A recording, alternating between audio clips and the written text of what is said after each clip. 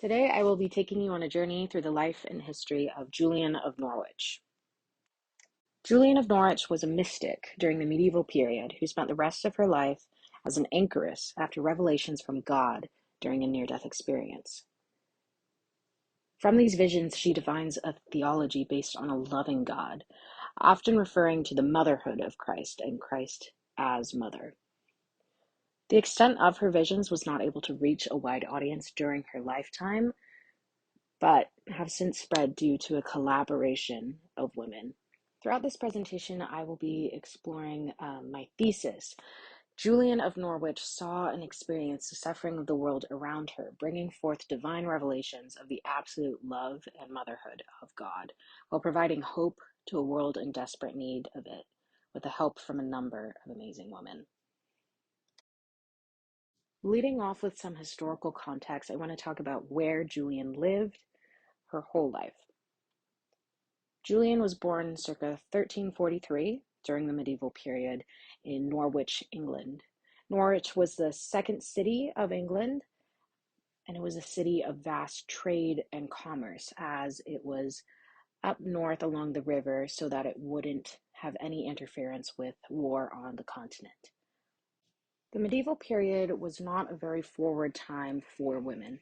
They often would only have one option in life, which did not surround education, but rather involved a domestic household experience. During this time period, religion was a very important thing to everyday life. Catholicism defined Julian's early religious experience, but religious texts were only written in Latin. In fact, heretics were often burned for trying to write the Bible in English. During this time period, many fear images of hell ran amok, as hell was a reality for all the common people based on church teachings.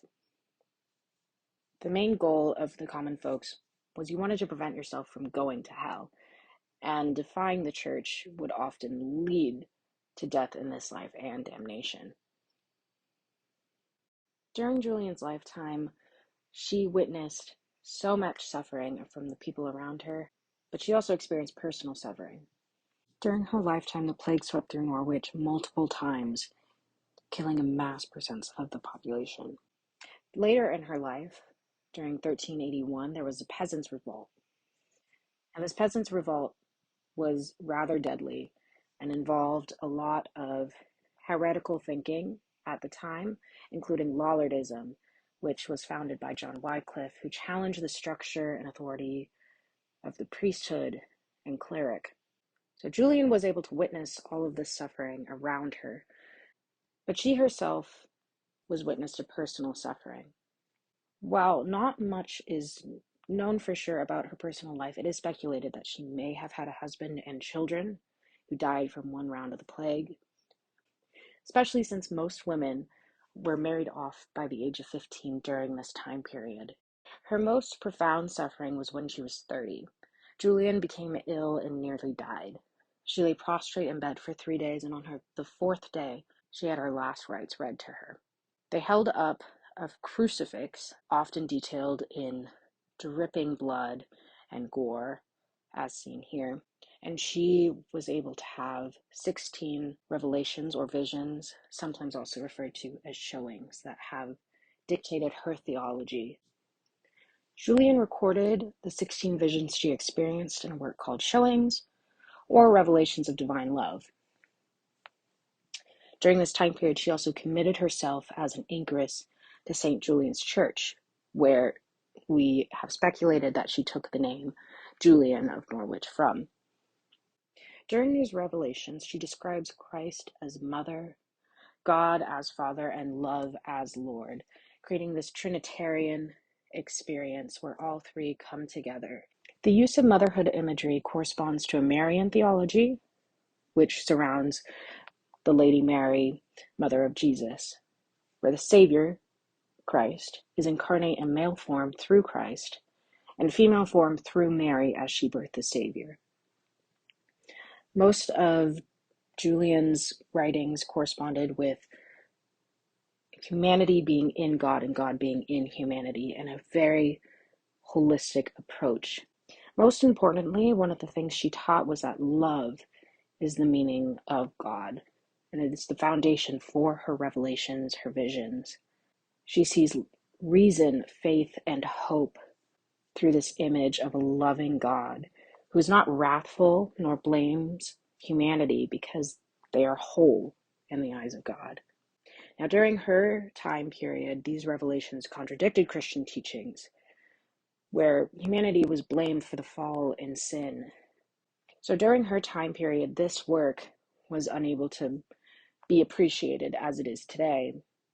And if it had been more widespread, she most likely would have been burned as a heretic, like many others, especially as she was a woman who wrote these religious teachings in English rather than Latin.